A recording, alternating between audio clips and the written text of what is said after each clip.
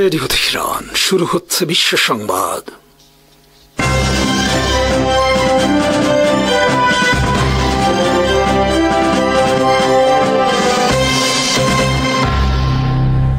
শুরুতেই সংবাদ শিরোনাম। আসসালামু আলাইকুম। চলতি মাসে ঢাকা করাচি সরাসরি বিমান চলাচল শুরু। নতুন উচ্চতায় বাংলাদেশ পাকিস্তান দ্বিপাক্ষিক ও বাণিজ্যিক সম্পর্ক। এভিয়েশন ইতিহাসে মাইল ফলক স্থাপন তুরস্কের মানববিহীন fighter jet Kizil এলমার।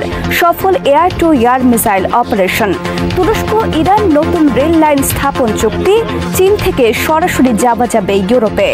Russia Ukraine যুদ্ধ বন্ধে নতুন অগ্রগতি ফ্লোরিডা বৈঠকে। 2024 সালে সমরাস্ত্র বিক্রি করে রেকর্ড আয় যুক্তরাষ্ট্র সহ বিশ্বের শীর্ষ 100টি প্রতিষ্ঠানের।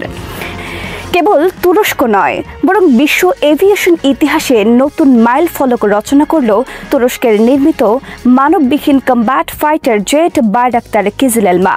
বিমানটি প্রথমবারের মতো সফলভাবে beyond visual range air to air missile হামলা চালিয়েছে প্রচলিত একটি যুদ্ধ বিমান লক্ষ্য করে। বাইরাক্তার কিজিল এলমা যুদ্ধ বিমানের নির্মাতা বেকার শনিবার এক বিবৃতিতে জানিয়েছে এই তথ্য। কৃষ্ণ সাগরে সিনোপ প্রদেশের কাছে পরিচালিত এই অপারেশনে কিজিল এলমা প্রচলিত যুদ্ধ বিমানে মিসাইল হামলার ক্ষেত্রে ব্যবহার করেছে তুরস্কের নির্মিত গকদোয়ান মিসাইল, আর প্রচলিত যুদ্ধ বিমান শনাক্তের ক্ষেত্রে বাইরাক্তার কিজিল এলমা ব্যবহার করেছে আসেলশান নির্মিত রাডার সিস্টেম।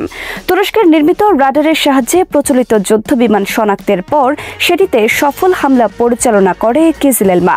রোববারের এই পরীক্ষার মাধ্যমে এভিয়েশন ইতিহাসে অনেকগুলো মাইল ফলক স্থাপন করে তুরস্ক। প্রথমত, মানববিহীন কম্ব্যাট যুদ্ধ বিমান থেকে air to air beyond visual range missile হামলার ঘটনা এটি বিশ্বে প্রথম। অপরদিকে তুরস্ক এই প্রথমবারের মতো এয়ার টু এয়ার মিসাইল হামলার ক্ষেত্রে ব্যবহার করেছে নিজেদের তৈরি গকদোয়ান মিসাইল। এয়ার টু এয়ার বা আকাশ থেকে আকাশে মিসাইল হামলার সময় মানববিহীন বাইরাক্তার কিজিল এলমার সাথে আকাশে ওড়ে মানবচালিত 5টি F-16 যুদ্ধ বিমান। এছাড়া বাইরাক্তার আকিঞ্চি একটি ড্রোন বিমানও এ সময় অংশ নেয় অপারেশনে। বাইরাক্তার ড্রোন বিমান ও কম্ব্যাট যুদ্ধ বিমানের নির্মাতা প্রতিষ্ঠান বেকারের প্রধান সেলজুক বাইরাক্তার এক বিবৃতিতে বলেন, তুরস্কের এভিয়েশন ইতিহাসে আজ একটি ঐতিহাসিক দিন। বিশ্বে প্রথমবারের মতো একটি মানববিহীন যুদ্ধ বিমান থেকে এয়ার টু এয়ার মিসাইল ছোড়া হয়েছে এবং সফলভাবে লক্ষ্যবস্তুতে আঘাত করেছে। এটা কেবল বাইরাক্তার নয়, বরং দেশ হিসেবে গোটা তুরস্কেরও গৌরব। এদিকে ইরান তুরস্ক সরাসরি রেল লাইন স্থাপন করতে যাচ্ছে। বর্তমানে ইরান সফরে থাকা তুরস্কের পররাষ্ট্রমন্ত্রী হাকান ফিদান এই চুক্তি করেছেন ইরানের পররাষ্ট্রমন্ত্রী আব্বাস আরাকচির সাথে। প্রায় $2 বিলিয়ন ব্যয় হবে এই রেল লাইন নির্মাণে এবং 3 থেকে 4 বছরের মধ্যে শেষ হবে এর নির্মাণ কাজ। উভয় দেশের যৌথ বিবৃতিতে বলা হয়েছে, এই রেল লাইন হবে ইউরোপ এবং এশিয়া উভয় মহাদেশের প্রবেশদ্বার। নতুন এই রেল লাইন সিল্ক রোডের দক্ষিণ রুটকে চীন ইউরোপ করিডোরে পরিণত করবে। তুরস্ক ইরান এই রেল লাইনের মাধ্যমে চীন থেকে সরাসরি পৌঁছে যাবে ইউরোপে। দুই দেশের এই নতুন আন্তঃসীমান্ত রেল লাইন বিশ্ব পরিবহন ইতিহাসে নতুন যুগের সূচনা করতে যাচ্ছে। এ মাসেই শুরু হতে যাচ্ছে বাংলাদেশ ও পাকিস্তানের মধ্যে সরাসরি বাণিজ্যিক ফ্লাইট পরিচালনা, আর এর মাধ্যমে নতুন উচ্চতায় পৌঁছতে যাচ্ছে দুই দেশের মধ্যে কূটনৈতিক ও দ্বিপাক্ষিক সম্পর্ক। প্রকাশিত খবর অনুযায়ী প্রথম দিকে ঢাকা করাচির মধ্যে সপ্তাহে 3টি ফ্লাইট পরিচালনা করবে। পরবর্তীতে পাকিস্তানের অন্যান্য শহরেও নিয়মিত সরাসরি ফ্লাইট পরিচালনা করবে বিভিন্ন এয়ারলাইন্স। পাকিস্তান বাংলাদেশের মধ্যে বিমান চলাচল ছিল বাংলাদেশের অন্যতম একটি লাভজনক রুট, কিন্তু ভারতের নির্দেশে 2012 সালে নিরাপত্তার মিথ্যা অজুহাত দেখিয়ে পাকিস্তানের সাথে সরাসরি বিমান চলাচল বন্ধ করে দেয় ভারতের সেবাদাসী হাসিনা সরকার। একইভাবে ভারতের নির্দেশে বন্ধ করে দেওয়া হয় চট্টগ্রামে পাকিস্তানের জাহাজ চলাচল ব্যবস্থা। কেবল তাই নয়, এরপর হাসিনা সরকার চট্টগ্রাম ও মোংলা বন্দর ব্যবহারের সুযোগ দেয় ভারতকে। এর ফলে বাংলাদেশ পাকিস্তান দুই দেশের বাণিজ্যিক ও কূটনৈতিক সম্পর্ক একেবারে তলানিতে পৌঁছে। ঢাকা পাকিস্তানের পাকিস্তানের মধ্যে যখন সরাসরি বিমান চলাচল করত তখন মাত্র 3 ঘন্টা সময় লাগত যাত্রীদের এক দেশ থেকে অন্য দেশে যাতায়াত করতে। কিন্তু 2012 সালে সরাসরি ফ্লাইট পরিচালনা বন্ধ হওয়ায় বাধ্য হয়ে দুই দেশের কেউ অন্য দেশে যেতে চাইলে দীর্ঘ 18 থেকে 20 ঘন্টা ব্যয় করে মধ্যপ্রাচ্যের বিভিন্ন দেশ হয়ে যেতে হয়। এক যুগ পর অবসান হতে চলেছে এই হয়রানির। অপরদিকে দুই দেশের বাণিজ্যিক সম্পর্কে নতুন আরেক মাত্রা যোগ হতে যাচ্ছে, আর সেটি হলো বাংলাদেশ পাকিস্তান থেকে 1 লাখ টন চাল আমদানির সিদ্ধান্ত নিয়েছে। আগামী 1.5 মাসের মধ্যে পাকিস্তানের জাহাজে করে সরাসরি চট্টগ্রাম বন্দরে পৌঁছাবে এই চাল। এই চালের দাম ভারত থেকে আমদানিকৃত চালের তুলনায় শতকরা 10 ভাগ কম এবং চালের মানও উন্নত। বাংলাদেশের চাল রপ্তানি পাকিস্তানের রপ্তানির ক্ষেত্রে নতুন সম্ভাবনা তৈরি করেছে, কারণ পাকিস্তান তাদের প্রয়োজনের তুলনায় অতিরিক্ত চাল উৎপাদন করে এবং সম্প্রতি তারা আন্তর্জাতিক বাজারে চাল বিক্রির ক্ষেত্রে সমস্যার মধ্য দিয়ে যাচ্ছিল। এই অবস্থায় বাংলাদেশকে তারা পেয়েছে একটি বিশাল বাজার হিসেবে। অপরদিকে কম দামে পাকিস্তান থেকে উন্নত মানের চাল আমদানি করার মাধ্যমে বাংলাদেশ কাটিয়ে উঠতে যাচ্ছে ভারত নির্ভরতা এবং ভারতের জিম্মি দশা থেকে। অনেক বিশ্লেষকের মতে এটা কেবল পাকিস্তান থেকে চাল রপ্তানি নয়, বরং নতুন ভূ রাজনৈতিক একটি কৌশল, যেখানে বড় ধরনের মার খেতে চলেছে ভারত। বাংলাদেশ তার জরুরি বিভিন্ন পণ্য আমদানির ক্ষেত্রে ক্রমে সরে আসছে ভারতের কাছ থেকে এবং ঝুঁকছে পাকিস্তান ও চীন, মিশর সহ বিভিন্ন দেশের প্রতি। এর ফলে ভারত সম্প্রতি বাধ্য হয়েছে বাংলাদেশের প্রতি সুর নরম করতে। গত বছর যেখানে বাংলাদেশ ভারত থেকে 7 লাখ টন পেঁয়াজ আমদানি করেছে, এবছর সেখানে বাংলাদেশ ভারত থেকে মাত্র 12,000 টন পেঁয়াজ আমদানি করেছে। এই ঘটনা ভারতের জন্য একটি বড় চপেটাঘাত হিসেবে আবির্ভূত হয়েছে, কারণ ভারত গত 3 বছর ধরে পেঁয়াজ রপ্তানি নিয়েও বাংলাদেশের সাথে অনেক নোংরা খেলা খেলেছে। যখন তখন বন্ধ করে দিত বাংলাদেশ পেঁয়াজ, চাল সহ বিভিন্ন পণ্য আমদানি। আবার যখন প্রয়োজন নেই তখন সীমান্ত খুলে দিয়ে ভাসিয়ে দিত বাংলাদেশের বাজার এবং মার খেত দেশের কৃষকরা। রাশিয়া ইউক্রেন যুদ্ধবন্ধে আরও এক ধাপ অগ্রগতি হয়েছে। শনিবার যুক্তরাষ্ট্রের ফ্লোরিডার মিয়ামিতে গুরুত্বপূর্ণ আলোচনা অনুষ্ঠিত হয়েছে যুক্তরাষ্ট্র ইউক্রেনের মধ্যে। আলোচনায় যুক্তরাষ্ট্রের পক্ষে অংশ নেন পররাষ্ট্রমন্ত্রী মার্কো রুবিও, মধ্যপ্রাচ্য বিষয়ক দূত স্টিভ উইটকফ সহ উচ্চপদস্থ কর্মকর্তারা। অপরদিকে ইউক্রেনের পক্ষে আলোচনায় প্রতিনিধিত্ব করেন জাতীয় নিরাপত্তা ও প্রতিরক্ষা কাউন্সিলের প্রধান রুস্তেম উমেরভ। আলোচনার পর যুক্তরাষ্ট্রের প্রেসিডেন্ট ডোনাল্ড ট্রাম্প বলেছেন, আশা করছি যুদ্ধ বন্ধে একটি চুক্তি হবে। মার্কো রুবিও বলেছেন, যুদ্ধ বন্ধে অনেক অগ্রগতি হয়েছে, তবে এখনও কিছু বড় সমস্যার সমাধান বাকি রয়েছে। আগামী 1 সপ্তাহের মধ্যে রাশিয়া যাবেন ট্রাম্পের বিশেষ দূত স্টিভ উইটকফ। 2024 সালে রেকর্ড $679 বিলিয়ন আয় করেছে বিশ্বের শীর্ষস্থানীয় 100টি সমরাস্ত্র নির্মাতা প্রতিষ্ঠান। আয়ের দিক দিয়ে বিশ্বের শীর্ষস্থানীয় 100টি প্রতিষ্ঠানের মধ্যে 39টি প্রতিষ্ঠান রয়েছে যুক্তরাষ্ট্রের। এর মধ্যে যুক্তরাষ্ট্রের 30টি প্রতিষ্ঠানের লাভের পরিমাণ হল $334 বিলিয়ন। ইউক্রেন যুদ্ধ, গাজা ইসরায়েল যুদ্ধের কারণে 2024 সালে বিশ্বের বিশেষ করে যুক্তরাষ্ট্রের সমরাস্ত্র নির্মাতা প্রতিষ্ঠানগুলো রেকর্ড পরিমাণ অস্ত্র বিক্রি করে বিশ্বের বিভিন্ন দেশের কাছে। এসব যুদ্ধের কারণে নতুন করে ফুলে ফেপে উঠেছে যুক্তরাষ্ট্রের অস্ত্র বিক্রির বাজার। সুইডেন ভিত্তিক Stockholm international piece research institute বা সিপ্রি সোমবার এই রিপোর্ট প্রকাশ করে। এই প্রতিষ্ঠানটি প্রতি বছর সারা বিশ্বের সমরাস্ত্র কেনাবেচার তথ্য সংগ্রহ ও প্রচার করে থাকে। সিপ্রির প্রতিবেদনে বলা হয়েছে, 2023 সালের তুলনায় 2024 সালে বিশ্বে অস্ত্র বিক্রির পরিমাণ শতকরা 6 ভাগ বৃদ্ধি পেয়েছে। দীর্ঘকাল ধরে যুক্তরাষ্ট্রের Lockheed Martin, নর্থ্রপ Grumman, general dynamics, Boeing, RTX বিশ্বের শীর্ষস্থানীয় সমরাস্ত্র নির্মাতা প্রতিষ্ঠান। কিন্তু এবার সিপ্রির তালিকায় এলন মাস্কের স্পেস এক্স এর নাম উঠে এসেছে বিশ্বের শীর্ষ 100 সমরাস্ত্র নির্মাণ প্রতিষ্ঠানের তালিকার শীর্ষে। সিপ্রির রিপোর্টে বলা হয়েছে, এলন মাস্কের স্পেস এক্স 2024 সালের রেকর্ড $1.1 $1.8 বিলিয়ন আয় করেছে সমরাস্ত্র বিক্রি বাবদ। অপরদিক দিয়ে শীর্ষ 100টি সমরাস্ত্র নির্মাতা প্রতিষ্ঠানের মধ্যে 39টি প্রতিষ্ঠান যুক্তরাষ্ট্রের এবং 23টি রয়েছে ইউরোপের। অস্ত্র বিক্রি বাবদ 2024 সালে ইউরোপের 23টি প্রতিষ্ঠানের আয়ের পরিমাণ $151 বিলিয়ন। ইউরোপের সবচেয়ে নামকরা সমরাস্ত্র নির্মাতা প্রতিষ্ঠান হল ব্রিটেনের BAE সিস্টেম। 2024 সালে জাপানের 5টি কোম্পানি $13 বিলিয়ন এবং দক্ষিণ কোরিয়ার 4টি কোম্পানি $14 বিলিয়ন আয় করেছে সমরাস্ত্র বিক্রি বাবদ।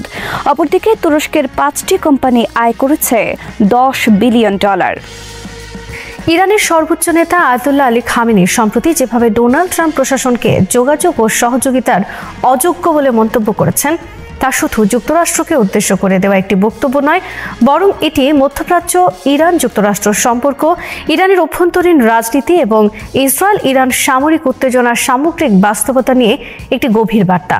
খামেনির মন্তব্যের মধ্য দিয়ে স্পষ্ট হয় যে ইরান এখনও যুক্তরাষ্ট্রের প্রতি প্রচণ্ডভাবে অবিশ্বাসী, বিশেষ করে ট্রাম্পের নীতি এবং সাম্প্রতিক সামরিক ঘটনার প্রেক্ষাপটে। এই বক্তব্যের পেছনে রয়েছে বিগত কয়েক বছরের টানাপোড়েন, ব্যর্থ আলোচনার ইতিহাস, সামরিক উত্তেজনা, আঞ্চলিক দ্বন্দ্ব, অভ্যন্তরীণ রাজনীতি এবং আন্তর্জাতিক কৌশলগত হিসাব নিকাশ। এগুলো মিলিয়ে বোঝা যায় যে ইরানের বর্তমান অবস্থান শুধুমাত্র ট্রাম্পকে কেন্দ্র করেই নয়, বরং বৃহত্তর ভূ রাজনৈতিক বাস্তবতার প্রতিফলন।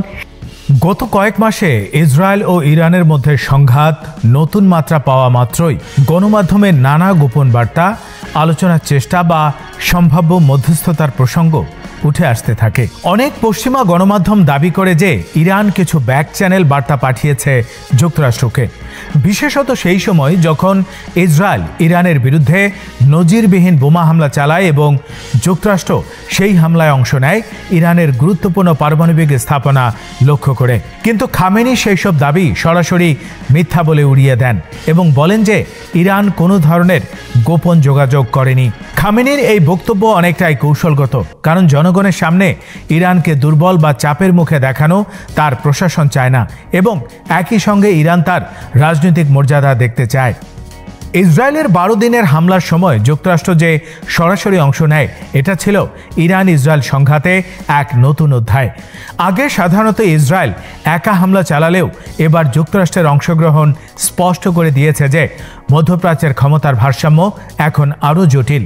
যুক্তরাষ্ট্রের লক্ষ্য ছিল ইরানের পারমাণবিক কর্মসূচিকে বড় ধরনের ক্ষতি করা, ইরানকে সামরিকভাবে দুর্বল করা এবং ইসরায়েলের নিরাপত্তাকে আরও সুদৃঢ় করা। বিপরীতে ইরান দেখাতে চেয়েছে যে তারা এখনও সক্ষম, তাদের প্রতিরোধ ক্ষমতা অটুট রয়েছে এবং তারা ইসরায়েল ও যুক্তরাষ্ট্র উভয়ের বিরুদ্ধেই সামরিক জবাব দিতে প্রস্তুত। খামেনির বক্তব্যে যখন তিনি বলেন যে ইসরায়েল ও যুক্তরাষ্ট্র তাদের কোনো লক্ষ্যই অর্জন করতে পারেনি, তখন তিনি আসলে ইরানের অভ্যন্তরীণ জনগণকে আশ্বস্ত করতে চান। কারণ ইরানের জনগণ দীর্ঘদিন ধরে অর্থনৈতিক সংকট, আন্তর্জাতিক নিষেধাজ্ঞা, রাজনৈতিক অস্থিরতা এবং সরকারের প্রতি আস্থাহীনতার মধ্যে রয়েছে। সাম্প্রতিক সংঘাতের সময় ইরান যে মিসাইল ও ড্রোন হামলা চালায় তা শুধু সামরিক প্রতিক্রিয়ায় নয়, বরং অভ্যন্তরীণ রাজনৈতিক উদ্দেশ্য থেকেও গুরুত্বপূর্ণ। ইরান সরকার চায় জনগণ বুঝুক যে তারা দুর্বল নয়, তারা প্রতিরোধ করছে এবং তাদের সামরিক সক্ষমতা রয়েছে। ইরান থেকে হামলা চালানোর পর যুক্তরাষ্ট্র ও ইসরায়েল বলেছিল যে তারা ইরানের পারমাণবিক সক্ষমতাকে একেবারে ধ্বংস করে দিয়েছে। বিশেষ করে ট্রাম্প বলেছিলেন যে ইরানের পারমাণবিক প্রোগ্রাম অবলিটারেটেড, অর্থাৎ সম্পূর্ণ ধ্বংস হয়ে গেছে। কিন্তু মার্কিন প্রতিরক্ষা দপ্তর পেন্টাগন পরে জানায় যে ক্ষতি হয়েছে ঠিকই, তবে সেটি ইরানকে সর্বোচ্চ 1-2 বছর পিছিয়ে দেবে, এর বেশি নয়। এর আগের একটি গোপন মার্কিন গোয়েন্দা রিপোর্টে বলা হয়েছিল যে হামলার ফলে ইরান মাত্র কয়েক মাস পিছিয়েছে। এই দ্বন্দ্ব ও পার্থক্য থেকেই বোঝা যায় যে যুক্তরাষ্ট্রের অভ্যন্তরেও ইরান বিষয়ক মূল্যায়নে বড় ধরনের মতবিরোধ রয়েছে। আর খামেনি ট্রাম্পের বক্তব্যকে ব্যঙ্গ করে বলেন, ওটা স্বপ্ন দেখুক, যা স্পষ্টভাবে দেখায় যে ইরান নিজেকে এখনো ক্ষতিগ্রস্ত বা দুর্বল মনে করছে না। এই অবস্থা তৈরি হওয়ার কারণ খুঁজতে গেলে কয়েকটি বিষয় সামনে আসে। প্রথমত, ইরান বহু বছর ধরে যুক্তরাষ্ট্রকে বিশ্বাস করে না। 2018 সালে ট্রাম্প যখন হঠাৎ করেই ইরান যুক্তরাষ্ট্রের ঐতিহাসিক পারমাণবিক চুক্তি থেকে সরে দাঁড়ান এবং ইরানের ওপর কঠোর নিষেধাজ্ঞা পুনর্বহাল করেন, তখন থেকে ইরানের জন্য যুক্তরাষ্ট্রের প্রতি অবিশ্বাস স্থায়ীভাবে প্রতিষ্ঠিত হয়।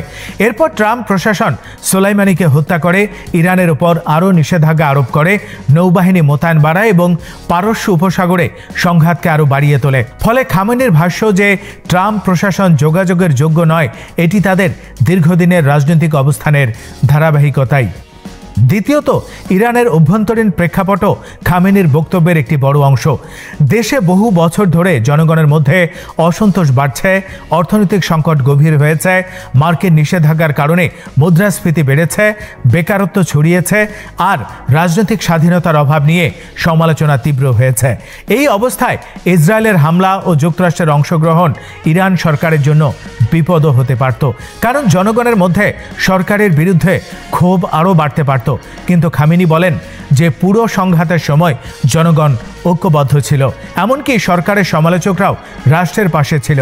এই দাবি যে পুরোপুরি বাস্তবসম্মত নয় তা অনেক আন্তর্জাতিক বিশ্লেষক বলেছেন, তবে প্রচারণার দৃষ্টিতে এটি ইরান প্রশাসনের জন্য অত্যন্ত কার্যকর। খামেনির এই বক্তব্য ইরানের জন্য একটি রাজনৈতিক অবস্থানও তৈরি করছে। সংঘাতের পর তিনি যে জাতীয় ঐক্যের কথা বলেন তা ভবিষ্যতের রাজনীতি ও নির্বাচনের জন্য গুরুত্বপূর্ণ। ইরান সরকার দীর্ঘদিন ধরে জাতীয় নিরাপত্তা ও বহিঃশত্রুর হুমকিকে রাজনৈতিক অস্ত্র হিসেবে ব্যবহার করে আসছে। ফলে ইসরায়েল ও যুক্তরাষ্ট্রের সঙ্গে সংঘাত ইরান সরকারের জন্য অনেকে মনে করেন রাজনৈতিক সুবিধা তৈরি করে দেয়। খামেনি যখন বলেন এই ঐক্য সংরক্ষণ ও মূল্যায়ন করা প্রয়োজন, তখন তিনি আসলে স্টেট অ্যাপারেটাসকে বার্তা দিচ্ছেন যে এই ঐক্যকে ধরে রাখতে হবে এবং বিভিন্ন রাজনৈতিক ইস্যুতে জনগণ যেন সরকারের বিরুদ্ধে না যায়। এদিকে ইসরায়েল ইরান সংঘাত মূলত ছায়া যুদ্ধ থেকে এবার প্রকাশ্যে নেমে এসেছে। আগে ইসরায়েল বহুবার গোপনে ইরানের পারমাণবিক স্থাপনায় সাইবার আক্রমণ চালিয়েছে, যেমন স্টাক্সনেট অপারেশন, পারমাণবিক বিজ্ঞানীদের হত্যা, গোপন মিসাইল ঘাঁটিতে বিস্ফোরণ ইত্যাদি। কিন্তু এবার প্রথমবারের মতো ইসরায়েল বড় আকারের প্রকাশ্য বোমা হামলা চালায়, আর যুক্তরাষ্ট্র যুক্ত হয়। ফলে সংঘাতটি শুধু সামরিক নয়, বরং রাজনৈতিক ও কূটনৈতিক ক্ষেত্রেও গভীর প্রভাব ফেলেছে। ইরান বুঝে গেছে যে ইসরায়েল নিজেকে আর একা মনে করছে না, বরং যুক্তরাষ্ট্রের প্রত্যক্ষ সাহায্য না পেয়ে তার উপর আক্রমণ আরো তীব্র হবে। তাই ইরানও একইভাবে এখন তার প্রতিরোধ ক্ষমতাকে আন্তর্জাতিকভাবে দেখাতে চাইছে। এই প্রেক্ষাপটে ইরানের প্রতিক্রিয়া ছিল অত্যন্ত কৌশলগত। তারা মিসাইল ও ড্রোন হামলার মাধ্যমে স্পষ্ট বার্তা দেয় যে তাদের সামরিক প্রযুক্তি আগের চেয়ে উন্নত এবং তারা দূরপাল্লায় আঘাত হানতে সক্ষম। এই হামলা শুধু প্রতিশোধ নয়, বরং একটি সামরিক ও কৌশলগত প্রদর্শনী। ইসরায়েলের আয়রন ডোম ও অন্যান্য প্রতিরক্ষা ব্যবস্থা মিসাইল প্রতিহত করলেও ইরান দেখাতে চায় যে তারা ইসরায়েলের গভীরে আঘাত করতে প্রস্তুত। এর ফলে মধ্যপ্রাচ্যের সামরিক ভারসাম্য আরও পরিবর্তিত হয়েছে। অন্যদিকে যুক্তরাষ্ট্র নিজের অবস্থান নিয়ে দ্বিধায় রয়েছে। হোয়াইট হাউস থেকে ট্রাম্প বারবার দাবি করছেন যে তারা ইরানের পারমাণবিক সক্ষমতাকে চূর্ণ বিচূর্ণ করেছেন। এটি রাজনৈতিক বক্তব্য যা তার রাজনৈতিক সমর্থকদের উদ্দেশ্যে দেয়া, কিন্তু পেন্টাগনের মূল্যায়ন সম্পূর্ণ ভিন্ন। তারা বলছে ক্ষতি হয়েছে ঠিকই, তবে ইরানের মতো রাষ্ট্রের পারমাণবিক সক্ষমতা এত সহজে ধ্বংস করা সম্ভব নয়। এটি সময় সাপেক্ষ এবং পুনর্গঠনযোগ্য। আর এই বিরোধী বার্তা যুক্তরাষ্ট্রের নীতি নির্ধারণী মহলেও বিভ্রান্তি তৈরি করছে। অন্যদিকে ইরানের পক্ষে এই বিরোধী বার্তা একটি সুবিধা তৈরি করে দেয়। তারা জনগণকে বলতে পারছে যে যুক্তরাষ্ট্রের বক্তব্যই পরস্পর বিরোধী, তাই ইরান দুর্বল হয়নি। আন্তর্জাতিক কূটনীতিতে এটি ইরানের জন্য একটি বড় মনস্তাত্ত্বিক জয়। এই ঘটনাগুলো প্রমাণ করে যে একাধিক স্তরে ইরান যুক্তরাষ্ট্র সম্পর্ক এখন ভেঙে পড়া অবস্থায়। প্রথমত, রাজনৈতিক অবিশ্বাস, দুই দেশই একে অপরকে প্রতারক মনে করে। দ্বিতীয়ত, সামরিক উত্তেজনা, একটি বড় সংঘাতের ঝুঁকি সবসময় ঘোরাফেরা করছে। তৃতীয়ত, কূটনৈতিক অচলাবস্থা, আগের সব আলোচনাই এখন বন্ধ।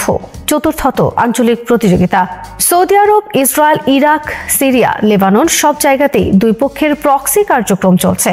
পঞ্চমত, অভ্যন্তরীণ রাজনীতি, ইরান ও যুক্তরাষ্ট্র দুদেশেই রাজনৈতিক সিদ্ধান্ত বহুলাংশে অভ্যন্তরীণ রাজনীতির উপর নির্ভর করছে।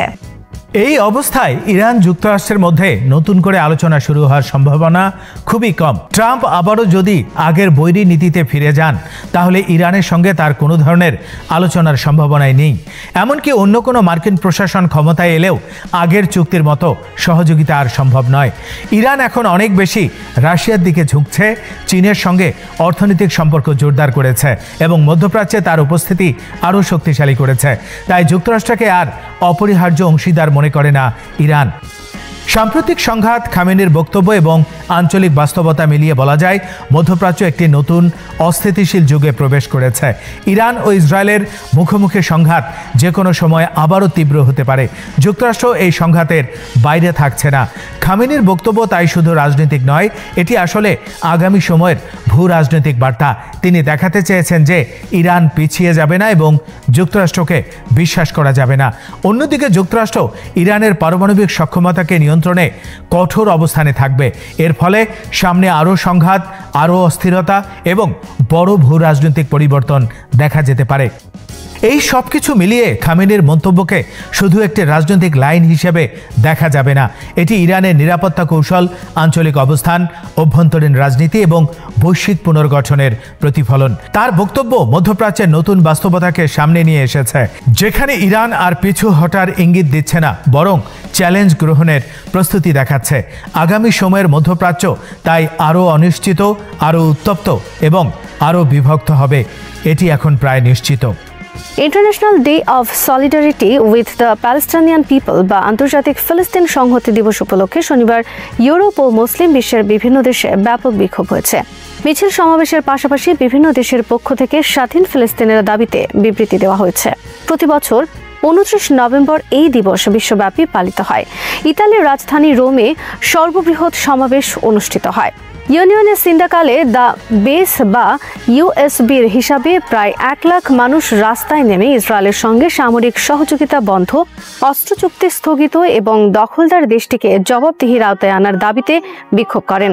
গত 2 মাস ধরে দেশজুড়ে চলমান আন্দোলনের ধারাবাহিকতায় তারা যুদ্ধবিরতির পূর্ণাঙ্গ বাস্তবায়ন এবং ফিলিস্তিনিদের জন্য ন্যায় বিচারের দাবি জানান। স্পেন, যুক্তরাজ্য সহ ইউরোপের বিভিন্ন শহরে একই ধরনের বিক্ষোভ হয়। যুক্তরাজ্যের সরকারি বিধিনিষেধের পরও সংহতি মিছিলে লাখো মানুষ জড়ো হন। আরব বিশ্বের কুয়েত, মিশর ও আরব পার্লামেন্ট পৃথক বিবৃতিতে ফিলিস্তিনিদের আত্মনিয়ন্ত্রণের অধিকার ও স্বাধীন রাষ্ট্র প্রতিষ্ঠার পক্ষে অবস্থান পুনর্ব্যক্ত করে। মিশর জাতিসংঘের প্রস্তাব অনুযায়ী বাধাহীন মানবিক সহায়তা প্রবেশ নিশ্চিত এবং যুদ্ধবিরতি সুদৃঢ় করার উপর গুরুত্ব দেয়। কায়রো জানায়, আঞ্চলিক অংশীদারদের সঙ্গে সমন্বয় বাড়িয়ে ফিলিস্তিনের সার্বভৌমত্ব পুনঃপ্রতিষ্ঠার জন্য রাজনৈতিক সমাধান অনুসন্ধান করা হবে।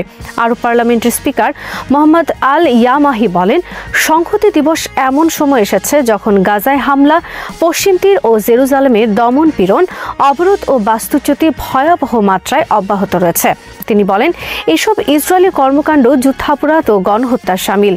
তিনি আন্তর্জাতিক সমাজকে সংহতি দিবসকে আনুষ্ঠানিকতার বাইরে নিয়ে গিয়ে আইনি ও কূটনৈতিক পদক্ষেপ জোরদারের আহ্বান জানান, যাতে জেরুজালেমকে রাজধানী করে পূর্ণ সার্বভৌমত্বের ভিত্তিতে স্বাধীন ফিলিস্তিন রাষ্ট্র প্রতিষ্ঠা সম্ভব হয়। জর্ডানের আম্মানে আল হুসেইনি মসজিদের সামনে বিশাল বিক্ষোভ হয়। আল মরক্কোর বিভিন্ন শহরে মানুষ রাস্তায় নেমে দখলদারিত্বের বিরুদ্ধে স্লোগান তুলে ফিলিস্তিনের মুক্তি সংগ্রামের সমর্থন ঘোষণা করেন। এদিকে হামাস বিশ্বব্যাপী নাগরিক সমাজকে আন্দোলন আরও বেগবান করার আহ্বান জানিয়ে বলেছে, গাজায় যুদ্ধবিরতি লঙ্ঘন এবং পশ্চিম তীর ও জেরুজালেমের সন্ত্রাস অব্যাহত থাকায় প্রতিরোধ জোরদারের নতুন সুযোগ সৃষ্টি হয়েছে। যুদ্ধবিরতি চুক্তি নিয়মিতভাবে লঙ্ঘন করে চলেছে দখলদার ইসরায়েল। ফিলিস্তিনের গাজা উপত্যকায় শনিবার রাতভর স্থল, নৌ ও বিমান হামলা চালিয়েছে ইসরায়েলি বাহিনী। অঞ্চল জুড়ে বিস্তৃত বোমা বর্ষণের ফলে বহু ফিলিস্তিনির হতাহতের ঘটনা ঘটেছে। ক্রমাগত যুদ্ধবিরতি লঙ্ঘনের প্রতিক্রিয়ায় ফিলিস্তিনি প্রতিরোধ আন্দোলন হামাস যুদ্ধবিরতি চুক্তির মধ্যস্থতাকারী ও গ্যারান্টার দেশ মিশর, কাতার ও যুক্তরাষ্ট্রের কাছে ইসরায়েলি লঙ্ঘন থামাতে জরুরি পদক্ষেপ নেওয়ার আহ্বান জানিয়েছে। হামাসের মুখপাত্র হাজেম কাশেম বলেছেন, ইসরায়েলের তীব্র বোমা বর্ষণ ও অব্যাহত ধ্বংসযজ্ঞ প্রমাণ করছে গণহত্যামূলক যুদ্ধ চলছে। যুদ্ধ থেমে যায়নি, কেবলমাত্র এর গতি পরিবর্তিত হয়েছে। তিনি জোর দিয়ে বলেন, চুক্তিবদ্ধ যুদ্ধবিরতি মানতে এখনই ইসরায়েলকে বাধ্য করতে হবে। গাজার গণমাধ্যম কার্যালয়ের তথ্য অনুযায়ী 10 অক্টোবর থেকে দখলদার বাহিনী প্রায় 497 বার যুদ্ধবিরতি লঙ্ঘন করেছে, যার ফলে 342 জনেরও বেশি ফিলিস্তিনি নিহত হয়েছেন। ফিলিস্তিনের স্বাস্থ্য মন্ত্রণালয় জানিয়েছে, যুদ্ধবিরতি চুক্তি লঙ্ঘন শুরু হওয়ার পর থেকে এখন পর্যন্ত 350 জনেরও বেশি মানুষ নিহত হয়েছেন। এদিকে ইসরায়েলি বাহিনী জানিয়েছে, দক্ষিণ গাজার একটি অভিযানে তাদের এক সেনা সদস্য মাঝারি মাত্রার আহত হয়েছেন।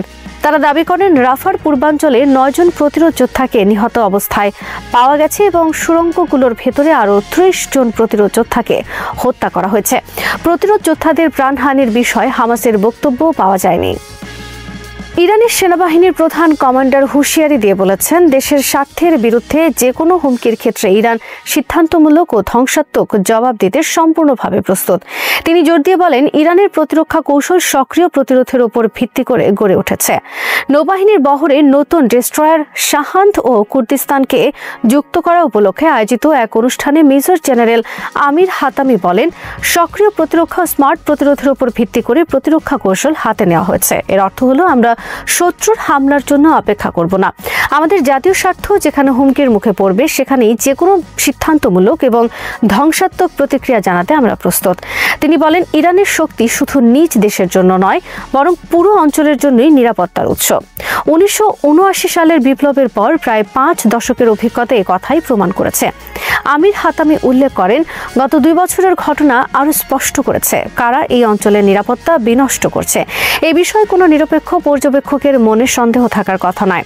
আমরা নিরাপত্তা বিনষ্টকারীদের শক্ত জবাব দিয়েছি। সামনে নিরাপত্তা বিঘ্নিত হলে জবাব বহুগুণ শক্তিশালী হবে। ইরানি সশস্ত্র বাহিনীর ভারপ্রাপ্ত chief of staff rear admiral Habibullah সাইয়ারি বলেছেন, কাস্পিয়ান সাগরের নিরাপত্তা অবশ্যই সাগর উপকূলবর্তী দেশগুলোর সহযোগিতার মাধ্যমে নিশ্চিত করতে হবে, যেখানে বাইরের কোনো শক্তির উপস্থিতি থাকবে না। তিনি শনিবার এক সাক্ষাৎকারে বলেছেন, উপকূলীয় 5 দেশ ইরান, রাশিয়া, আজারবাইজান, তুর্কমেনিস্তান ও কাজাখস্তানের পারস্পরিক সহযোগিতার মাধ্যমে এ সাগরের নিরাপত্তা নিশ্চিত করতে হবে। এখানে বিদেশি শক্তির উপস্থিতি রোধ করতে হবে। সাইয়ারি বলেন, ইরানের সশস্ত্র বাহিনী কাস্পিয়ান সাগর সহ দেশের অন্যান্য জলসীমার নিরাপত্তা রক্ষায় সম্পূর্ণ প্রস্তুত। তিনি ইরানের নৌবাহিনীর সাফল্যের কথা উল্লেখ করে বলেন, সাদ্দাম হোসেনের সময় চাপিয়ে দেওয়া যুদ্ধের শুরু থেকেই ইরান পারস্য উপসাগরে, বিশেষ করে এর উত্তরাংশে নিয়ন্ত্রণ ধরে রেখেছে এবং আজও তা অব্যাহত রয়েছে। তিনি ওই যুদ্ধের সময় বাণিজ্যিক জাহাজের বহর এসকোর্ট করার অভিযানগুলোর কথা উল্লেখ করে বলেন, যুদ্ধ চলাকালে 150টিরও বেশি এসকোর্ট অভিযান পরিচালিত হয়েছে এবং প্রায় 10,000 বাণিজ্যিক জাহাজ ও তেলবাহী ট্যাঙ্কারকে সুরক্ষা দেওয়া হয়েছে। ওই সময় এসব জাহাজের দিকে 1000-এরও বেশি ক্ষেপণাস্ত্র নিক্ষেপ করা হলেও মাত্র 200টি লক্ষ্যবস্তুতে আঘাত হানে, যা বিশ্বের নৌ অভিযানের ইতিহাসে এক অনন্য রেকর্ড। তিনি বলেন, জামারান, দামাভান্ত, শাহান্দ, জাগ্রোস ও তাফতান সহ উন্নত ডেস্ট্রয়ার নির্মাণের কাজ শুরু হয়েছে এবং দেশে হালকা, মাঝারি ও ভারী সাবমেরিন তৈরির লাইন চালু করা হয়েছে। হাবিবুল্লাহ সাইয়ারি বলেন, বর্তমানে নৌবাহিনীর সব সরঞ্জাম ইরানে তৈরি হচ্ছে। স্মার্ট মিসাইল, উন্নত ড্রোন ও ডেস্ট্রয়ারগুলো ইরানের তরুণ বিশেষজ্ঞরাই তৈরি করছেন। ইরান জানিয়েছে, সম্প্রতি ইসরায়েলের সঙ্গে 12 দিনের যুদ্ধে তাদের আকাশ প্রতিরক্ষা ব্যবস্থা 196টিরও বেশি শত্রু ড্রোন ও যুদ্ধবিমান ভূপাতিত করেছে। ধ্বংস হওয়া আকাশযানের মধ্যে উন্নত মডেলের হেরন ও হারমেস 900 UAV রয়েছে বলে জানিয়েছে তেহরান। শনিবার রাষ্ট্রীয় টিভিতে এসব ড্রোন বিধ্বস্ত হওয়ার নতুন ভিডিও প্রকাশ করা হয়, যেখানে দেখা যায় ইরানের প্রতিরক্ষা ইউনিট আকাশসীমা লঙ্ঘনকারী ড্রোনগুলোকে প্রতিহত করে ধ্বংস করছে। তেহরান বলছে, এটি তাদের সামরিক সক্ষমতা ও প্রতিরক্ষা দক্ষতার প্রমাণ। ইরানি সেনাবাহিনীর বিমান প্রতিরক্ষা বিভাগের উপপ্রধান ব্রিগেডিয়ার জেনারেল রেজা খাজেহ জানান, সব হামলা মোকাবেলা করা হয়েছে দেশীয় প্রযুক্তি ব্যবহার করে। তিনি সতর্ক করে বলেন, শত্রুরা ভবিষ্যতে হুমকি দিলে ইরান বিধ্বংসী জবাব দিতে প্রস্তুত। জেনারেল খাজেহ বলেন, দেশটি দ্রুত এমন পর্যায়ে এগোচ্ছে যেখানে আধুনিক যুদ্ধবিমানও আটকানো সম্ভব হবে। তিনি আকাশ প্রতিরক্ষা বাহিনীর প্রস্তুতিকে যুদ্ধকালীন সাফল্যের মূল ভিত্তি হিসেবে উল্লেখ করেন। অন্যদিকে ইরানের গোয়েন্দা মন্ত্রী ইসমাইল খাতিফ বলেন, সাম্প্রতিক যুদ্ধে ইরানি ক্ষেপণাস্ত্র হামলা ইসরায়েলের কৌশলগত স্থাপনা ও গুরুত্বপূর্ণ কেন্দ্রগুলোর উল্লেখযোগ্য ক্ষতি করেছে। তিনি বলেন, ইসরায়েলের নিরাপত্তা কাঠামোয় বড় ধরনের ভাঙন দেখা দিয়েছে এবং ইরান সমর্থিত গোয়েন্দারা ইসরায়েলে অনুপ্রবেশ করে দেশটির নিয়মিত ক্ষতি করে যাচ্ছেন।